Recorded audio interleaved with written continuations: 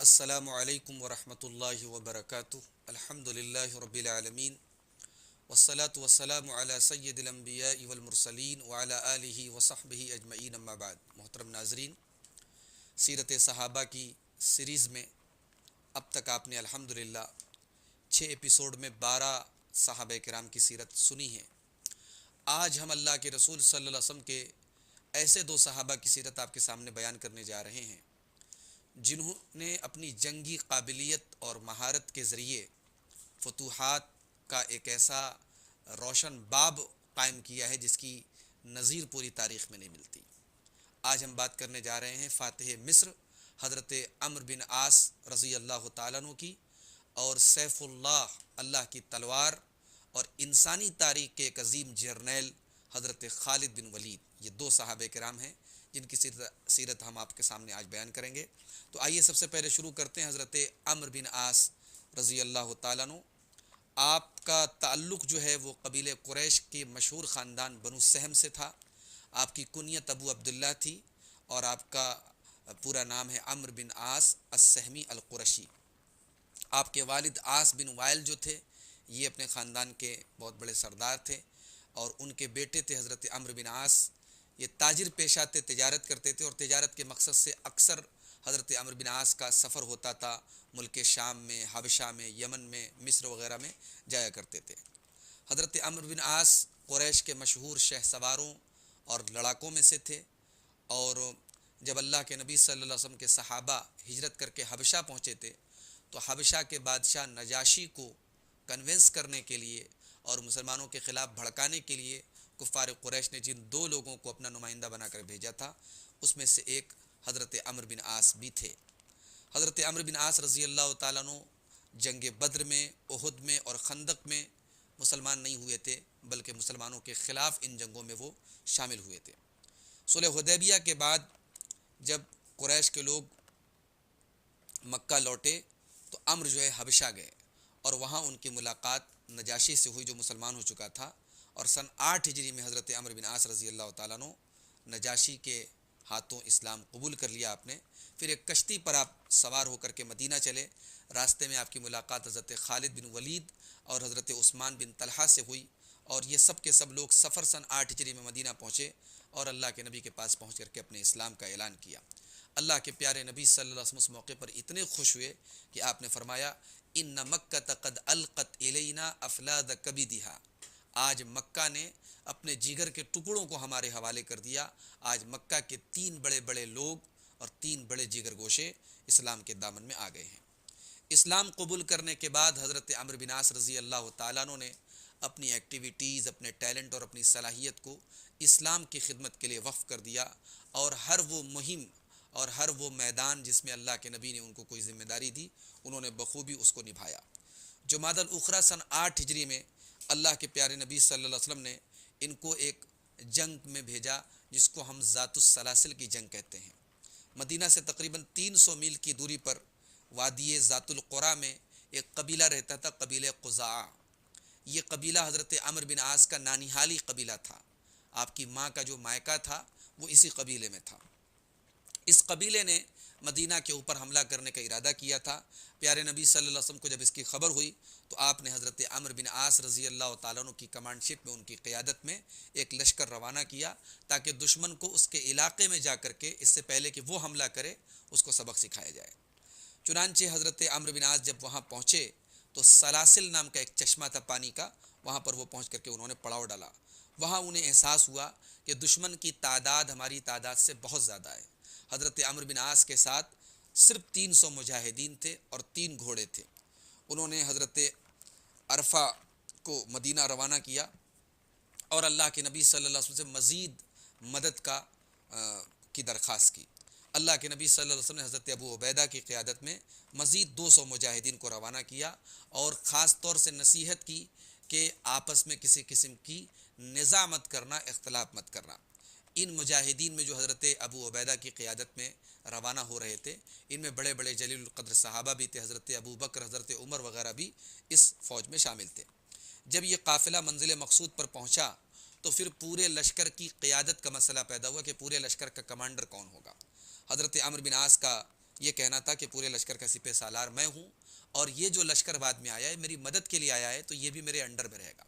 حضرت ابو عبیدہ کا یہ اسٹینڈ تھا کہ چونکہ میرے ساتھ جلیل القدر صحابہ موجود ہیں لہٰذا میں اس لشکر کا کمانڈر ان چیف ہوں۔ تو اس مسئلے کو لے کر کے آپس میں اختلاف ہوا، مگر حضرت عمرو بن عاص چونکہ ایک دور جاہلیت سے ہی وہ ایک جنگی میدان کا ان کو تجربہ تھا اور بڑے پختہ ارادے کے مالک تھے، انہوں نے کہا کہ نہیں، میں اس پوری فوج کا کمانڈر ہوں اور میں اپنے حساب سے ہی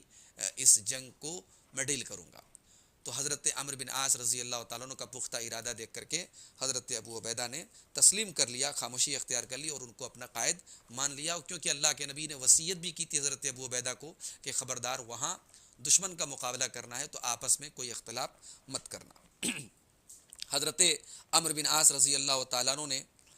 پورے لشکر کے ساتھ دشمن پر بالکل اچانک حملہ کر دیا۔ دشمن اس حملے کے لیے تیار نہیں تھا، بہت سے دشمن کے لوگ میدان میں مارے گئے اور بہت سے بھاگنے لگے۔ جب دشمن بھاگنے لگے تو حضرت عمرو بن عاص نے سختی سے منع کیا مسلمانوں کو کہ بھاگتے ہوئے دشمن کا پیچھا نہ کیا جائے۔ سخت سردی کا موسم تھا، مجاہدین نے آگ جلانے کی اجازت مانگی تاکہ ان کو کچھ گرمی حاصل ہو۔ حضرت عمرو بن عاص رضی اللہ تعالیٰ عنہ نے سختی سے منع کیا کہ آگ نہ جلائی جائے۔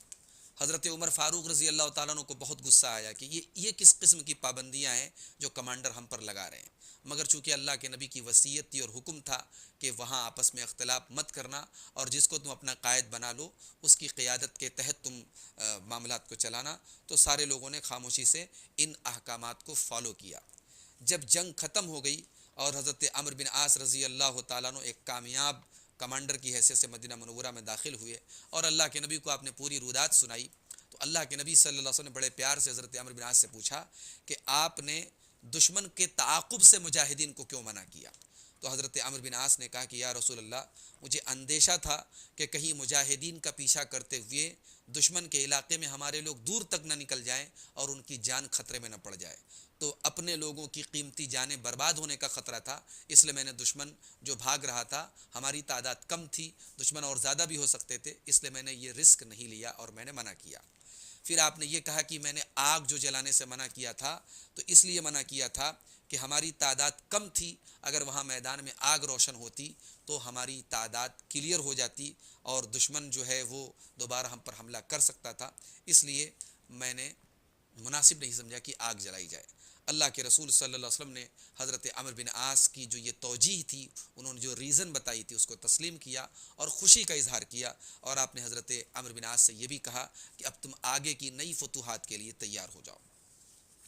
حضرت عمرو بن عاص رضی اللہ تعالیٰ عنہ اللہ کے رسول کے دور میں اسی طریقے سے رمضان سن 8 ہجری میں اللہ کے رسول نے آپ کو سوا نام کے بت توڑنے کے لیے بھیجا تھا۔ ذی الحجہ سن 8 ہجری میں اللہ کے نبی صلی اللہ علیہ وسلم نے یمن کے قریب ایک علاقہ تو عمان، وہاں ان کو بھیجا اور وہاں کے بادشاہ جعفر اور عباد کے پاس خط دے کر کے اللہ کے نبی نے بھیجا کہ دونوں کو اسلام کی دعوت اس خط میں اللہ کے نبی نے دی تھی، تو ان لوگوں نے اسلام قبول کیا اور حضرت عمرو بن عاص رضی اللہ تعالیٰ عنہ وہیں عمان میں رہنے لگے۔ اللہ کے نبی نے ان کو وہاں پہ زکوٰۃ اور صدقات کا ذمہ دار بنایا۔ اللہ کے نبی کی وفات تک حضرت عمرو بن عاص وہیں پر عمان میں تقریباً 2 سال رہے۔ حضرت ابو بکر کے دور میں مرتدین کے خلاف، جو لوگ مرتد ہو گئے تھے، ان کے خلاف جنگوں میں بھی حضرت ابو بکر نے آپ کو لشکر کا کمانڈر بنایا اور پھر 6000 مجاہدین کے ساتھ حضرت عمرو بن عاص رضی اللہ تعالیٰ عنہ نے آپ کو فلسطین فتح کرنے کے لیے بھیجا۔ محترم ناظرین، حضرت عمرو بن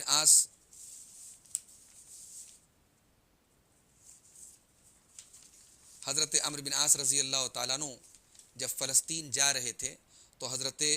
عمر فاروق نے ان کو ایک خط لکھا۔ فلسطین بھیجنے کے پہلے جب حضرت عمرو بن عاص عمان میں تھے تو حضرت عمر نے ان کو ایک خط لکھا اور خط میں یہ لکھا کہ وَقَدْ أَحْبَبْتُ أَبَا عَبْدِ اللَّهِ أَنْ أُفْرِغَكَ لِمَا هُوَ خَيْرٌ لَكَ فِي حَيَاتِكَ وَمَعَادِكَ، کہ اے ابو عبداللہ، اے عمرو بن عاص، میں آپ کو ایک ایسی ذمہ داری دینے جا رہا ہوں جو دنیا اور آخرت میں آپ کے حق میں زیادہ بہتر ہے، إِلَّا أَن يَكُونَ الَّذِي أَنْتَ فِيهِ أَحَبُّ إِلَيْكَ،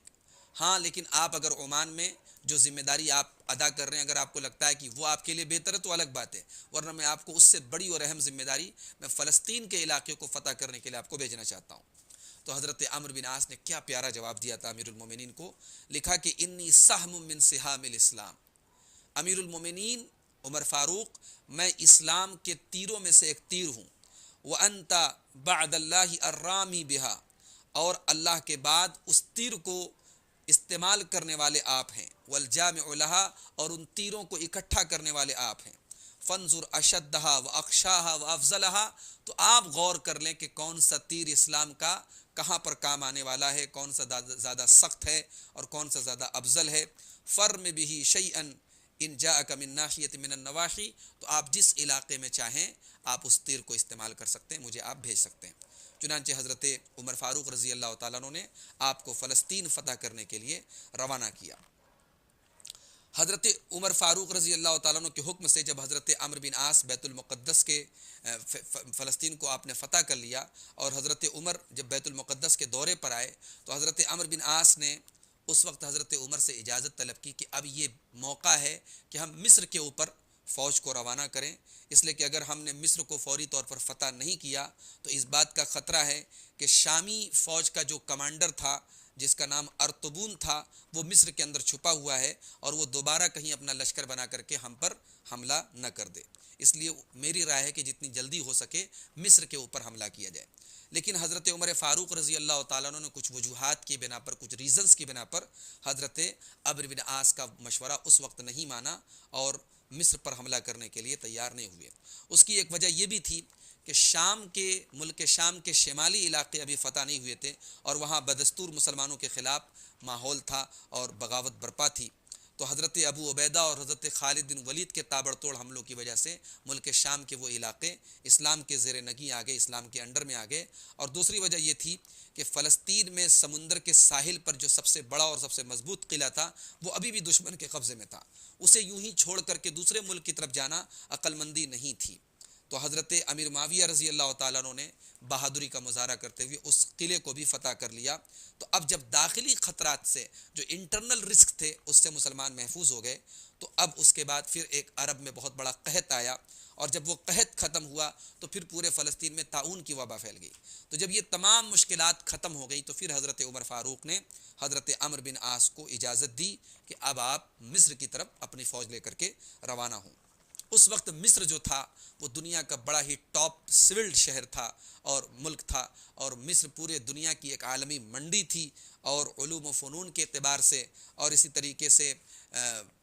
صنعت و حرفت کے اعتبار سے، ہر قسم کی کاریگری کے اعتبار سے مصر کو ایک سینٹرل اسٹیٹس، ایک مرکزی حیثیت حاصل تھی، اور وہاں پہ جو تجارتی بیڑے تھے بحر روم اور بحر قلزم پر وہ گشت کرتے رہتے تھے۔ تو حضرت عمرو بن عاص نے لشکر اسلام کو لے کر کے وہ قدیم راستہ اپنایا، مصر میں داخل ہونے کے لیے وہ پرانا راستہ اپنایا جس راستے سے حضرت یوسف علیہ السلام مصر میں داخل ہوئے تھے۔ ایشیا اور افریقہ کے درمیان تجارت کا بھی یہی راستہ تھا۔ حضرت عمرو رضی اللہ تعالیٰ عنہ چونکہ تجارت کے سلسلے میں اس راستے سے کئی بار آ جا چکے تھے تو ان کو تمام راستوں سے مکمل واقفیت تھی۔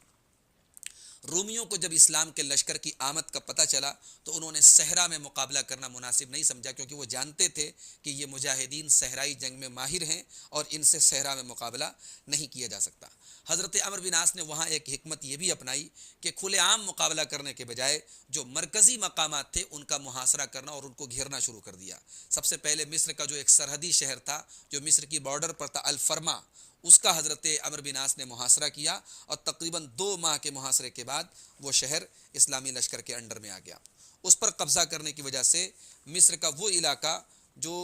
شام کو جاتا تھا وہ راستہ بالکل محفوظ ہو گیا۔ اس کے بعد حضرت عمرو بن عاص نے شہر کی فصیل کو گرانے کا حکم دے دیا تاکہ دشمن اس میں دوبارہ پناہ نہ لے سکیں، اور اس کے بعد حضرت عمرو بن عاص رضی اللہ تعالیٰ عنہ نے ساحل کے اوپر جو کشتیاں لنگر انداز تھیں ان کشتیوں کو جلانے کا بھی حکم دے دیا تاکہ دشمن ان کا استعمال کر کے اسلامی لشکر کو کوئی نقصان نہ پہنچے۔ یہ سب حضرت عمرو بن عاص کی ٹیکٹکس تھی، ان کی حکمت تھی، ان کی پالیسی تھی۔ حضرت عمرو بن عاص کے پاس چونکہ مجاہدین کی تعداد کم تھی تو آپ نے امیر المومنین حضرت عمر کو خط لکھا کہ مجھے مدد کے لیے اور مزید فوج روانہ کی جائے۔ چنانچہ حضرت زبیر ابن عوام کی قیادت میں 12,000 مجاہدین مصر پہنچے اور حضرت عمرو بن عاص کے لشکر میں شامل ہو گئے، اور پھر بڑی تیزی سے شہر کے شہر اور علاقے فتح کرتے ہوئے مسلمان پورے مصر پر قابض ہو گئے۔ مصر کا سب سے جو مشہور شہر تھا اس وقت اسکندریہ، اس کو فتح کرنے کے لیے حضرت عمرو بن عاص نے ناکہ بندی کا حربہ استعمال کیا، یعنی باہر سے کوئی چیز اندر نہیں جا سکتی، مجبور ہو کر کے فوج باہر نکلی اور گھمسان کی جنگ ہوئی، مجاہدین انہیں تہہ تیگ کرتے ہوئے شہر میں داخل ہوئے، اور اس کے بعد پورے مصر کے اوپر جب مکمل قبضہ ہو گیا تو حضرت عمرو بن عاص نے ایک نیا شہر تعمیر کرنے کا ارادہ کیا، جس کا نقشہ حضرت زبیر نے بنایا اور اس شہر کا نام فسطاط رکھا گیا۔ حضرت عمر فاروق کو جب اس کا علم ہوا تو آپ نے مصر کا دارالحکومت اور اس کی راجدھانی، اس کا کیپٹل اسی شہر فسطاط کو مقرر کیا، اور حضرت عمرو بن عاص کو مصر کا گورنر آپ نے نامینیٹ کیا۔ حضرت عمرو بن عاص نے اپنے دور میں بہت سارے اصلاح کے کام کیے، مصر کے اندر بہت سارے ایسے کام کیے جو بالکل یونیک تھے اور نئے تھے، بہت سارے نئے شہر آباد کیے، نہریں کھدوائیں، اور اس وقت ایگریکلچر کا جو کام تھا، زراعت کا کام، اس کو انہوں نے بہت فروغ دیا۔ اور حضرت عمرو بن عاص کا مال کے تعلق سے بھی اپنا ایک نظریہ تھا کہ مال اللہ تعالیٰ کی نعمت ہے، اس لیے اچھا کھانا، اچھا پہننا، اس کو آپ اللہ تعالیٰ کی ایک نعمت سمجھتے تھے۔ آپ کے ترقیاتی منصوبوں کی وجہ سے مصر اور خوشحال علاقہ اور خوشحال شہر بن گیا۔ حضرت عمر فاروق کی شہادت کے بعد جب حضرت عثمان غنی کا دور آیا تو حضرت عثمان غنی نے حضرت عبداللہ ابن سعد ابن ابی سرا کو مصر کا وزارت خزانہ کا کام سونپ دیا، مالیات کا جو شعبہ تھا، فائننس کا جو شعبہ تھا، وہ حضرت عبداللہ ابن سعد کے حوالے کر دیا، تو حضرت عمرو بن عاص نے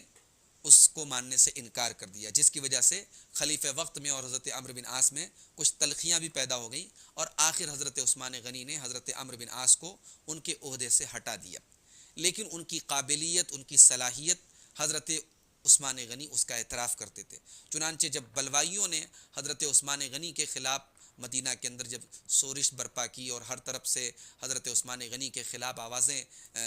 بلند ہونے لگی، تو اس ماحول میں حضرت عثمان غنی نے مشورہ کرنے کے لیے حضرت عمرو بن عاص کو مدینہ بلایا، اور حضرت عمرو بن عاص نے یہ مشورہ دیا کہ ان بلوائیوں کے خلاف نرمی نہ دکھائی جائے، ان کے ساتھ سختی سے نپٹا جائے اور ان کو ختم کیا جائے، لیکن حضرت عثمان غنی رضی اللہ تعالیٰ عنہ کی جو نرم طبیعت اور نرم مزاجی تھی وہ اس پر مائل نہیں ہوئی، اور انہوں نے اس مشورے پر عمل نہیں کیا، اور بعد میں حضرت عثمان غنی کی شہادت کا دردناک واقعہ پیش آیا۔ حضرت عمرو بن عاص رضی اللہ تعالیٰ عنہ، جن کے ہاتھوں پر یعنی اسلامی حکومت کا ایک بڑا ملک مصر فتح ہوا اور جن کی پوری زندگی اسلام کی خدمت میں گزری، حضرت عمرو بن عاص عید کی رات میں شوال کی پہلی تاریخ کو سن 43 ہجری میں آپ کی وفات ہوئی۔ اس وقت آپ کی عمر جو تھی 88 برس کی تھی۔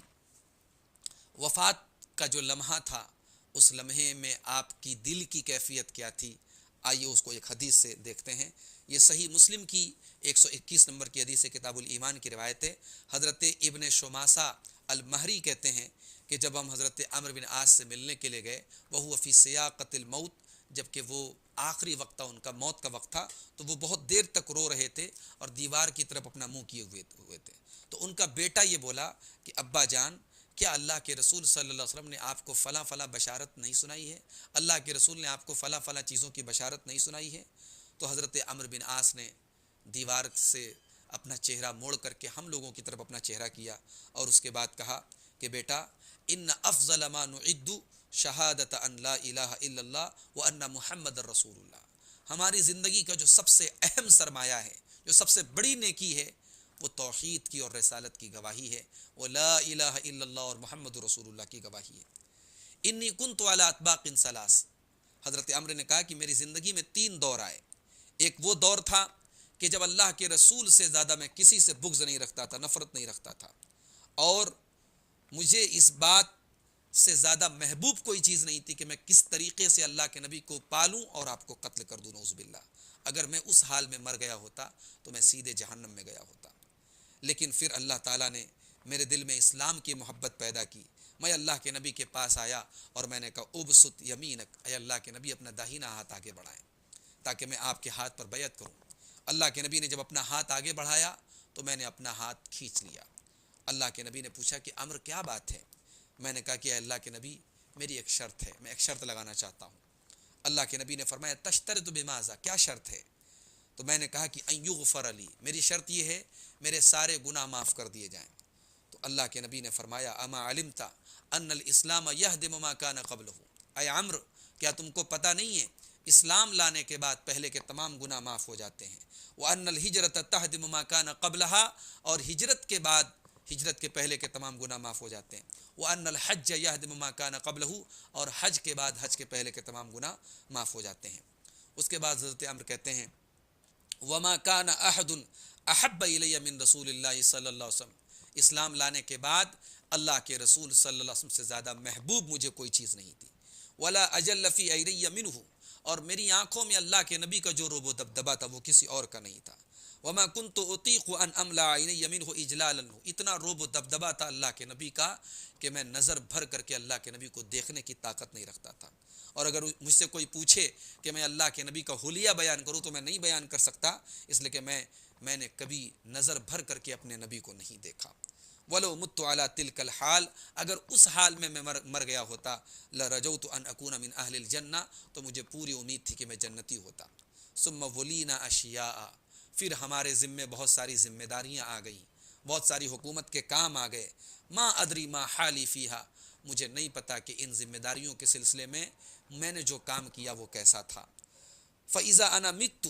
تو اب اگر میرا انتقال ہو جائے، فَلَا تَصْحَبْنِي نَائِحَةٌ وَلَا نَارٌ، تو خبردار میرے جنازے میں کوئی نوحہ کرنے والی عورت شامل نہ ہو اور کوئی آگ میرے جنازے میں شامل نہ ہو۔ فَإِذَا دَفَنْتُمُونِی، اور جب تم لوگ مجھے دفن کرو، فَشَنُّوا عَلَيَّ التُّرَابَ، تو میرے اوپر مٹی ڈال دینا تھوڑی دیر تک۔ ثُمَّ أَقِیمُوا حَوْلَ قَبْرِی قَدْرَ مَا تُنْحَرُ جُزُورٌ، اور اتنی دیر تک میری قبر کے پاس کھڑے رہنا جتنی دیر میں اونٹ ذبح کیے جاتے ہیں، وَيُقْسَمُ لَحْمُهَا، اور اونٹ کا گوشت تقسیم کیا جاتا ہے۔ حَتَّى أَسْتَأْنِسَ بِكُمْ، یہاں تک کہ میں تھوڑا سا تم لوگوں سے گھل مل جاؤں۔ وَأَنظُرُ مَاذَا أُرَاجِعُ بِهِ رُسُلَ رَبِّی، اور میں دیکھ لوں کہ میں اپنے رب کے فرشتوں کو قبر میں کیا جواب دیتا ہوں۔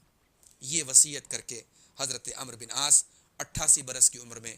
عید کی رات میں سن 43 ہجری میں 43 ہجری میں آپ کا انتقال ہوا۔ حضرت عمرو بن عاص کا شمار عرب کے ان مشہور لوگوں میں ہوتا ہے جن کو اللہ تعالیٰ نے بڑی حکمت اور دانائی اور دوراندیشی سے نوازا تھا۔ عامر الشعبی کہتے ہیں ادہل عرب اربع، عرب میں سب سے عقل مند اور دوراندیش 4 لوگ ہیں، معاویۃ و عمرو والمغیرۃ و زیاد، حضرت معاویہ، حضرت عمرو بن عاص، حضرت مغیرہ بن زیاد اور زیاد، یہ 4 لوگ ہیں جو اپنی دانائی، عقل مندی اور ہوشیاری کی وجہ سے جانے جاتے ہیں۔ قبیصہ ابن جابر کہتے ہیں صحبت عمرو بن العاص، میں عمرو بن عاص کی صحبت میں رہا، فما رأیت رجلا انسع طرفا منہ، تو میں نے عمرو بن عاص سے زیادہ دوراندیش شخص نہیں دیکھا، ولا اکرم جلیسا، اور ان سے زیادہ میں نے بہترین ہمنشیں اور دوست نہیں دیکھا، ولا اشبہ سریرۃ بعلانیۃ منہ، اور میں نے ان کے جیسا کوئی ایسا انسان نہیں دیکھا کہ جس کی پرائیویسی اس کی پبلک لائف سے ملتی جلتی ہو، یعنی جیسے وہ سب کے سامنے تھے ویسے تنہائی میں تھے، ان کی تنہائی اور ان کی خلوت اور ان کی جلوت یکساں تھی، وہ جیسے تنہائی میں تھے ویسے سب کے سامنے تھے، میں نے ایسا انسان کوئی اور نہیں دیکھا۔ تو یہ حضرت عمرو بن عاص تھے۔ ناظرین، دوسرا جو آج ہمارے سامنے نام ہے وہ اللہ کی تلوار حضرت خالد بن ولید کا نام ہے۔ آئیے ان کی سیرت کے بھی کچھ پہلو آپ کے سامنے پیش کرتے ہیں۔ آئیے سب سے پہلے ان کا نام و نسب دیکھتے ہیں۔ آپ کا پورا نام اس طریقے سے ہے، آپ کی کنیت ہے ابو سلیمان، آپ کی کنیت ہے ابو سلیمان، اور آپ کا پورا نام ہے خالد بن ولید بن مغیرہ بن عبداللہ بن عمرو بن مخزوم۔ آپ کا تعلق قبیلہ قریش کے مشہور برانچ بنو مخزوم سے تھا، اور نسب کے اعتبار سے آپ کا نسب مرہ ابن کعب پر جا کر کے اللہ کے نبی سے مل جاتا ہے۔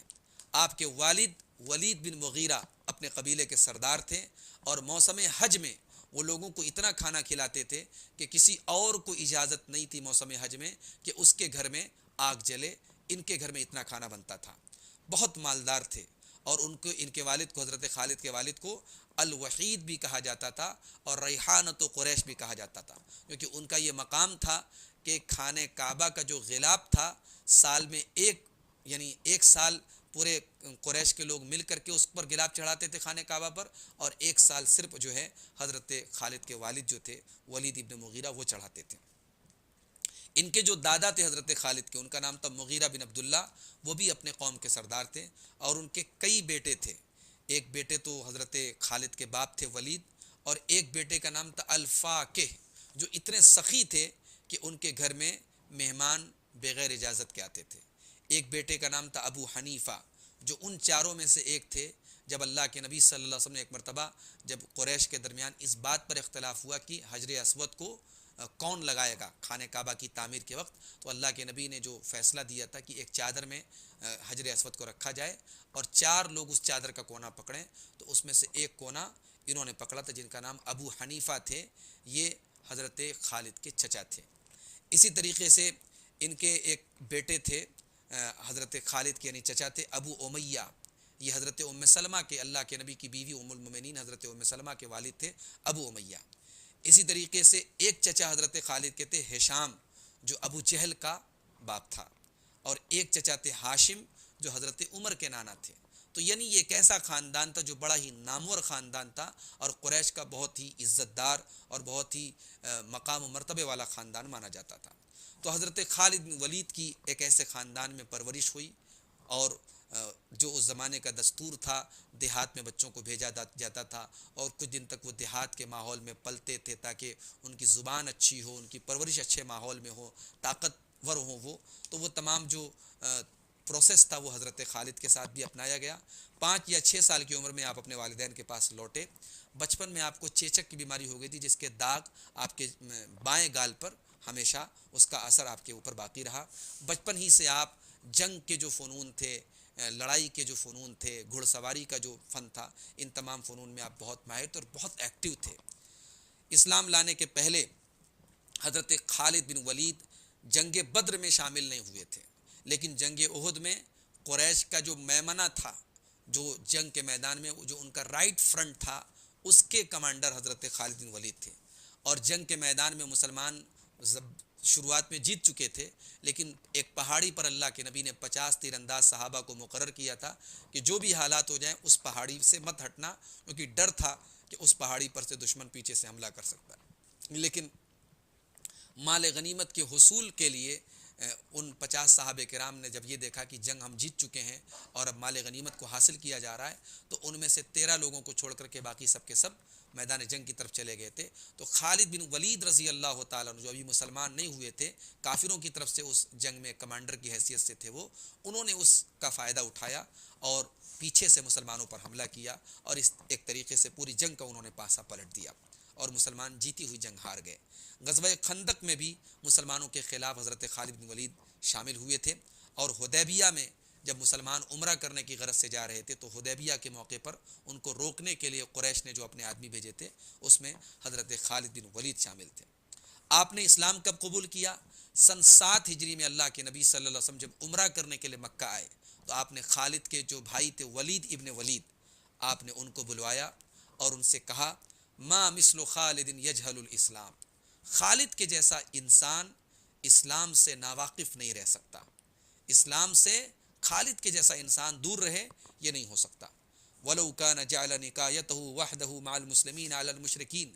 خالد کے جیسا انسان تو مسلمانوں کے ساتھ لڑ کر مل کر کے اسے شرک کا خاتمہ کرنا چاہیے۔ كَانَ خَيْرًا لَهُ، اگر وہ ایسا کرے تو یہ اس کے حق میں بہتر ہوگا۔ وَلَقَدَّمْنَاهُ عَلَى غَيْرِهِ، اور ہم اسے دوسروں کے اوپر مقدم کریں گے، اس کی صلاحیتوں کا صحیح استعمال کریں گے۔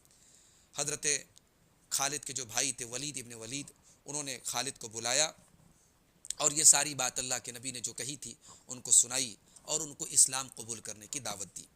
چنانچہ حضرت خالد نے اسلام قبول کرنے کا ارادہ کر لیا، اور حضرت عمرو بن عاص اور حضرت عثمان ابن طلحہ کے ساتھ انہوں نے اسلام قبول کیا اور اللہ کے نبی کے پاس آ کر کے اپنے اسلام کا اعلان کیا۔ اس موقع پر اللہ کے نبی نے وہی بات فرمائی، ان مکہ قد القت الینا افلاد کبدھا، آج مکہ نے اپنے جگر گوشوں کو ہمارے حوالے کر دیا ہے۔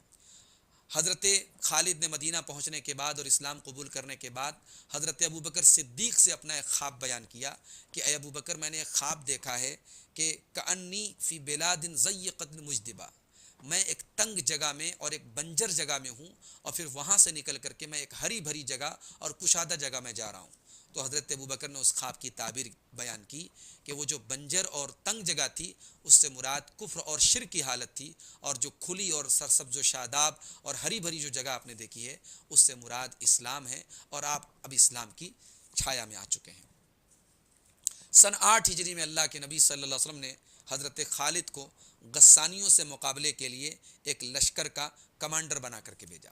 اللہ کے نبی کو یہ پتہ چلا کہ بلقا پر جو مصر کا،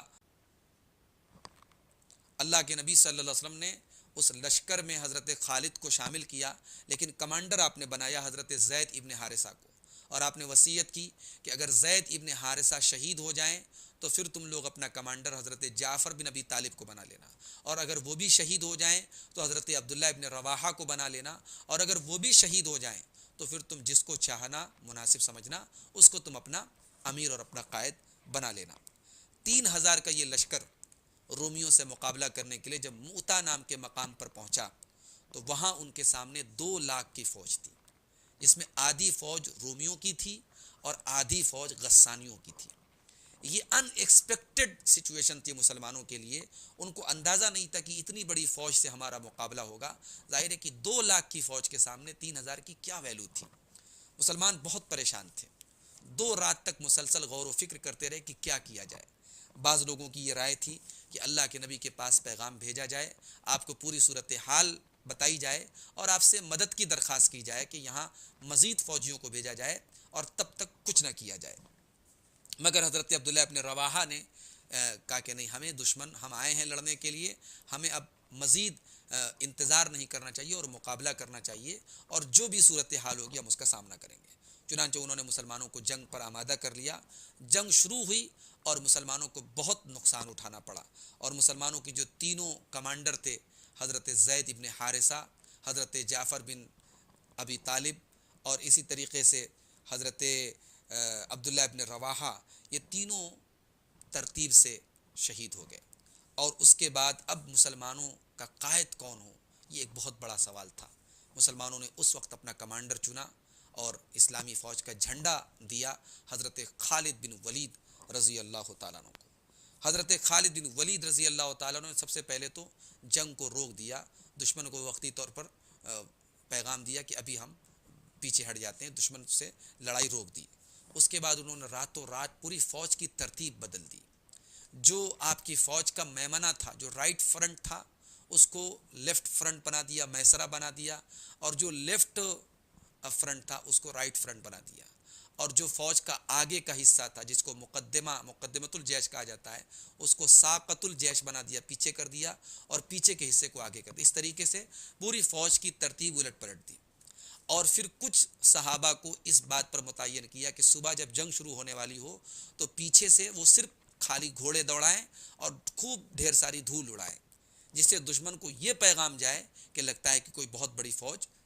آ چکی ہے۔ چنانچہ اگلی صبح جب لڑائی شروع ہوئی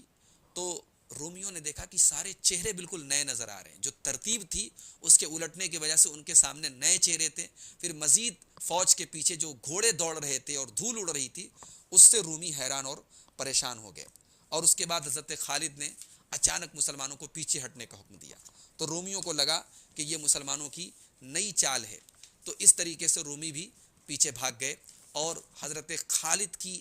عقل مندی اور حکمت اور اس پالیسی کی وجہ سے یہ چھوٹی سی فوج جو وہاں صحرا میں 2 لاکھ کی فوج کے آگے یعنی بالکل مسل دی جا سکتی تھی، اس کو حضرت خالد بن ولید نے بڑی حکمت سے بچایا اور بچا کر کے مدینہ واپس لے کے آئے۔ اس جنگ میں حضرت خالد بڑی بے جگری سے لڑے تھے، اور وہ خود کہتے ہیں کہ اس دن میرے ہاتھ پہ 9 تلواریں ٹوٹی تھی، اور جب اللہ کے نبی کے پاس آپ مدینہ واپس لوٹے تو پیارے نبی صلی اللہ علیہ وسلم نے آپ کو سیف اللہ المسلول، اللہ کی ایک ننگی تلوار کا لقب اللہ کے نبی نے آپ کو دیا۔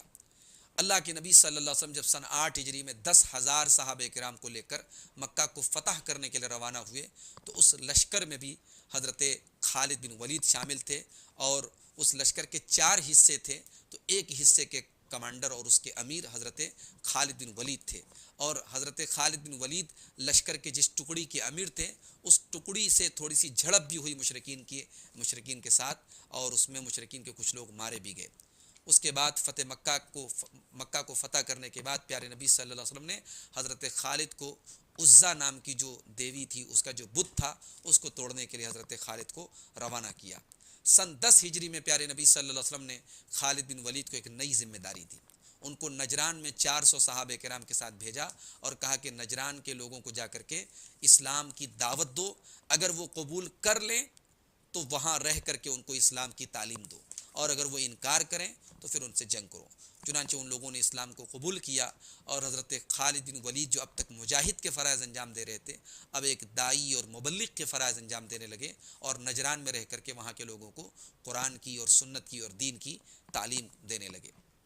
حضرت ابوبکر صدیق کے دور میں، پیارے نبی کی وفات کے بعد حضرت ابوبکر صدیق کے دور میں جب بہت سے قبائل مرتد ہو گئے، بہت سے قبائل نے زکوٰۃ کا انکار کر دیا، زکوٰۃ دینے سے انکار کر دیا، اور ان کے خلاف حضرت ابوبکر صدیق نے فوجیں روانہ کی، تو ایک قبیلہ تھا طے قبیلہ، جو حاتم طائی کا قبیلہ تھا، تو اس قبیلے کے لوگ بھی مرتد ہو گئے تھے۔ ان سے لڑنے کے لیے حضرت ابوبکر صدیق نے جو فوج بھیجی تو اس میں حضرت خالد بن ولید کو اس کا کمانڈر بنایا۔ اسی طریقے سے مسیلمہ کذاب، نبوت کا جھوٹا دعوے دار، اس کو ختم کرنے کے لیے اور اس کی بغاوت کو ختم کرنے کے لیے جو فوج بھیجی، اس کا کمانڈر حضرت خالد بن ولید کو بنایا، اور انہوں نے آخر میں مسیلمہ کذاب کو ختم کیا اور اس کا فتنہ ختم ہوا۔ اس کے بعد حضرت ابوبکر صدیق رضی اللہ تعالیٰ عنہ کی طرف سے حضرت خالد کو حکم ملا کہ اب عراق اور ایران کی طرف آپ پیش قدمی کریں۔ چنانچہ محرم سن 11 ہجری میں عراق کا ایک شہر تھا ابلا یا ابلا اس کو کہتے ہیں، اس پر حملہ کرنے کا حضرت ابوبکر صدیق کی طرف سے حکم ملا۔ وہاں پہنچ کر کے، ابلا پہنچ کر کے، حضرت خالد نے وہاں کا جو حاکم تھا ہرمز، جو پرسین امپائر کی طرف سے، ایرانی حکومت کی طرف سے جو وہاں کا گورنر تھا، حاکم تھا ہرمز، اس کو حضرت خالد نے خط لکھا کہ اے ہرمز، اسلام قبول کر لو، اسلامی حکومت،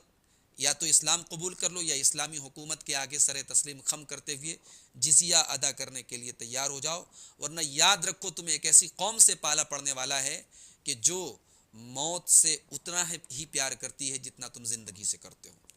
اس خط کا یہ اثر ہوا کہ ہرمز نے فوراً ایران کے شاہ ایران کو خط لکھا اور اس سے مدد مانگی، اور فوراً وہاں سے اس کی مدد کے لیے فوج روانہ بھی کر دی گئی۔ حضرت خالد کے انڈر میں اس وقت 18,000 کا لشکر تھا، اور پھر دونوں فوجوں کا آمنا سامنا ہوا اور بہت زبردست جنگ ہوئی، اور حضرت خالد بن ولید کے سامنے جو ہرمز تھا، جو مخالف فوج کا کمانڈر تھا، وہ بڑے ناز کے ساتھ آیا میدان میں، اور حضرت خالد بن ولید نے پہلے ہی وار میں اس کا کام تمام کر دیا۔ اپنے کمانڈر اور اپنے سردار کو مرتا ہوا دیکھ کر کے پوری دشمن فوج کے پاؤں اکھڑ گئے، اور اس طریقے سے تھوڑی دیر میں یہ لشکر اسلام فتح یاب ہوا۔ اور اس کے بعد اس جنگ کے مال غنیمت میں ہرمز کی ایک بڑی شاندار ہیرے اور جواہرات سے جڑی ہوئی ٹوپی، جس کی قیمت 1,00,000 درہم تھی، وہ ٹوپی مال غنیمت میں حاصل ہوئی۔ حضرت صدیق اکبر رضی اللہ تعالیٰ عنہ نے حضرت خالد کو بطور انعام وہ ٹوپی عنایت فرمائی۔ خالد بن ولید رضی اللہ تعالیٰ عنہ نے عراق میں جس طرف بھی رخ کیا، فتح و کامرانی ان کے قدم چومتی رہی۔ 2 سال تک آپ نے عراق میں قیام کیا، اور تقریباً 15 جنگیں آپ نے لڑی، فوج کی تعداد کم ہونے کے باوجود اور سامان جنگ کی کمی کے باوجود آپ نے تھوڑے ہی عرصے میں وہ فتوحات حاصل کی جو بڑے سے بڑا جرنیل اتنے عرصے میں حاصل نہیں کر سکتا تھا۔ حضرت ابوبکر صدیق کے دور میں عراق کے زیادہ تر حصے حضرت خالد نے فتح کر لیے، اور پھر ملک کے شام میں بھی وہ اپنی حکمت عملی کے جوہر دکھا رہے تھے۔ حضرت ابوبکر صدیق کے دور کے بعد جب حضرت عمر فاروق کا دور آیا، تو حضرت عمر فاروق نے ایک فیصلہ یہ کیا کہ مسلمانوں کی فوج کا کمانڈر حضرت ابو عبیدہ ابن جراح کو بنا دیا، اور حضرت خالد کو سیکنڈ ان کمانڈر بنا دیا، یعنی دوسرے درجے کا کمانڈر بنا دیا، ان کے انڈر میں کر دیا، حضرت ابو عبیدہ کے انڈر میں کر دیا۔ ایسا حضرت عمر نے کیوں کیا؟ اس کی وجہ کیا تھی؟ اصل میں حضرت خالد اپنی غیر معمولی بہادری کی وجہ سے بہت بڑے رسک ٹیکر تھے، جنگوں میں بہت رسک لیتے تھے۔ اکثر ایسا ہوتا تھا کہ بہت کم تعداد اسلامی فوج کی ہوتی تھی، سامنے دشمن کی تعداد بہت زیادہ ہوتی تھی، لیکن حضرت خالد رسک لے کر کے حملہ کر دیتے تھے۔ تو حضرت ابوبکر صدیق احتیاط کرتے تھے، مگر وہ اس معاملے میں حضرت خالد بن ولید کو ڈھیل دیتے تھے۔ حضرت عمر فاروق رضی اللہ تعالیٰ عنہ اس معاملے میں حضرت ابوبکر سے زیادہ محتاط تھے، اور انہوں نے اسی لیے لشکر کا کمانڈر امیر الامہ، جن کو اللہ کے نبی نے اس امت کا امین کا لقب دیا تھا، ابو عبیدہ ابن جراح، ان کو اسلامی فوجوں کا کمانڈر ان چیف بنا دیا، اور حضرت خالد بن ولید کو ان کے انڈر میں کر دیا، تاکہ حضرت ابو عبیدہ احتیاط سے کام لیں اور خالد بن ولید کی صلاحیتوں کا صحیح استعمال بھی ہو جائے۔ تو چنانچہ کسی قسم کی غلط فہمی نہ ہو، اس لیے حضرت عمر فاروق نے اس وقت جب حضرت خالد کو معزول کیا اور ان کی جگہ حضرت ابو عبیدہ کو کمانڈر ان چیف بنایا، تو حضرت عمر نے ایک خط بھی لکھا تھا جو تمام پورے فوج میں پڑھ کر کے سنایا گیا، اور اس خط میں یہ لکھا تھا: انی لم اعزل خالدا عن سخطۃ ولا خیانۃ، میں نے خالد کو کسی قسم کی ناراضگی کی وجہ سے یا کسی قسم کی خیانت اور غلط کام کرنے کی وجہ سے نہیں ہٹایا ہے، ولکن الناس فتنوا بہ، بلکہ ان کو ہٹانے کی ایک وجہ یہ تھی کہ لوگ ان کے ذریعے آزمائے گئے تھے، لوگ ان کی وجہ سے فتنے میں پڑ گئے تھے۔ فخفت ان یوکلوا الیہ ویبتلوا بہ، مجھے یہ ڈر ہوا کہ کہیں لوگ خالد پر اتنا بھروسہ نہ کرنے لگے کہ خالد کے حوالے سارے معاملات کو کر دیں اور خالد کے ذریعے آزمائے جانے لگیں۔ فاحببت ان یعلموا ان اللہ هو الصانع، تو میں نے یہ چاہا کہ لوگوں کو یہ بتا دیا جائے کہ فتح و شکست اللہ کے ہاتھ میں ہوتی ہے اور وہی تمام چیزوں کو کرتا ہے، وہ اللہ یکون بارض فتنہ، اور لوگ کسی قسم کے فتنے میں نہ پڑے۔ چونکہ حضرت خالد بن ولید کا یہ ریکارڈ رہا ہے کہ وہ اسلام لانے کے بعد بھی اور اسلام کے پہلے بھی جس جنگ کے وہ کمانڈر رہے ہیں وہ جنگ کبھی ہارے نہیں ہیں۔ تو وہ جو ایک ریکارڈ تھا، اس کی وجہ سے بہت سارے مسلمانوں کے دل و دماغ میں یہ خیال پیدا ہو گیا تھا کہ خالد اگر جنگ میں ہے تو وہ جنگ ہم نہیں ہاریں گے۔ تو ایک قسم کی شخصیت پرستی کا ڈر تھا۔ حضرت عمر فاروق رضی اللہ تعالیٰ عنہ نے اپنی دور اندیشی کی وجہ سے اس فتنے کو روکنے کے لیے حضرت خالد بن ولید کو ان کے منصب سے ہٹا کر کے ان کو سیکنڈ ان کمانڈر بنا دیا اور کمانڈر ان چیف بنا دیا حضرت ابو عبیدہ ابن جراح کو۔ اس کی یہی ایک وجہ ہے جو صحیح حدیثوں سے ثابت ہے، باقی کوئی اور وجہ نہیں تھی جو جھوٹی روایتوں میں بیان کی گئی کہ نعوذ باللہ حضرت خالد نے کوئی غبن کیا تھا یا حضرت عمر کو کوئی پرسنل ان سے کوئی عداوت تھی، ایسا کوئی معاملہ نہیں تھا۔ حضرت خالد بن ولید اللہ کی تلوار اور اسلام کا یہ مرد مجاہد اور نبی کا یہ عظیم اور جلیل القدر صحابی، اس کی پوری زندگی اللہ کی راہ میں جہاد کرنے میں گزری، سن 21 ہجری میں حمص میں بستر پر آپ نے دم توڑا۔ پوری زندگی میدان جنگ میں بہادری کے جوہر دکھانے والا اللہ کا یہ بندہ بستر پہ دم توڑ رہا ہے۔ وفات کے وقت حضرت خالد بن ولید کی زبان پر یہ جملے تھے، آپ نے کہا: لقد شہدت 100 زحف او زہاءھا، میں نے 100 یا 100 سے زیادہ میں نے جنگیں لڑی ہیں اور ان جنگوں میں شامل رہا ہوں۔ وما فی بدنی موضع شبر الا وفیہ ضربۃ بسیف او رمیۃ بسہم او طعنۃ برمح، کہا کہ میرے بدن میں ایک بالشت بھی ایسی جگہ نہیں ہے جہاں کوئی تلوار کا نشان نہ ہو، جہاں کوئی تیر کا نشان نہ ہو یا کوئی نیزے کی مار کا نشان نہ ہو، یعنی تیر یا تلوار یا اسی طریقے سے نیزہ ضرور لگا ہے میرے بدن میں۔ وہا انا ذا اموت علی فراشی حتف انفی، اور آج میں اپنی طبعی موت میں بستر پہ مر رہا ہوں، کما یموت البعیر، جیسے کہ ایک اونٹ مرتا ہے۔ میں تو میدان جنگ کا ایک سپاہی ہوں لیکن آج میں ایک اونٹ کی طرح میں اپنے بستر پہ دم توڑ رہا ہوں۔ فلا نامت اعین الجبناء، تو اللہ کرے کہ بزدلوں کی آنکھوں میں کبھی نیند نہ آئے۔ یہ کہنے کے بعد حضرت خالد بن ولید رضی اللہ تعالیٰ عنہ نے اپنی یعنی ان کی روح جو ہے وہ قفس عنصری سے ان کے پرواز کر گئی اور ان کا انتقال ہو گیا، اور آپ کے وفات کی خبر سے پورے مسلمانوں میں ایک غم اور صدمے کا ماحول پیدا ہو گیا۔ اور جب یہ خبر مدینہ پہنچی حضرت امیر المومنین حضرت عمر فاروق رضی اللہ تعالیٰ عنہ تک، تو وہ بھی بہت غمگین ہوئے، حضرت عمر کو بھی بہت صدمہ ہوا۔ اور ایک دن حضرت عمر کا گزر قبیلے بنو مخزوم کے پاس سے ہوا تو دیکھا کہ وہاں کی عورتیں رو رہی ہیں خالد کو یاد کر کے، خالد کی موت پر آنسو بہا رہی ہیں۔ تو حضرت عمر سے کسی نے کہا کہ آپ ان کو منع کیوں نہیں کرتے؟ تو حضرت عمر نے جواب دیا: الا مثلہ تبکی البواکی، ان کو منع کرنے کا کوئی فائدہ نہیں ہے، خالد کے جیسا انسان ایسا ہی ہے کہ رونے والیاں ایسے ہی انسان پر رویا کرتی ہیں۔ تو یہ تھے خالد بن ولید رضی اللہ عنہ وارضاہ۔ عمرو بن عاص اور خالد بن ولید، یہ دو اللہ کے نبی کے جلیل القدر صحابی اور فتوحات میں ایک اہم رول نبھانے والے اور اسلام کی خدمت کرنے والے یہ دو عظیم جرنیل اور دو عظیم سپاہی تھے۔ اللہ ان سے راضی ہو، اور اللہ تعالی ہمارے نوجوانوں کو بھی اسلام کی خدمت کا جذبہ اپنے دل میں پیدا کرنے کی توفیق عطا فرمائے۔ رب العالمین ہمیں صحابہ کرام کے نقش قدم پہ چلنے کی توفیق عطا فرمائے، ہمارے دل سے کمزوری اور ہیبت اور رعب و دبدبہ والی کیفیت کو نکال دے۔ رب العالمین صرف اپنا ڈر اور اپنا خوف اور اپنی خشیت ہم سب کے دلوں میں پیدا فرما دے، آمین۔ والسلام علیکم ورحمۃ اللہ وبرکاتہ۔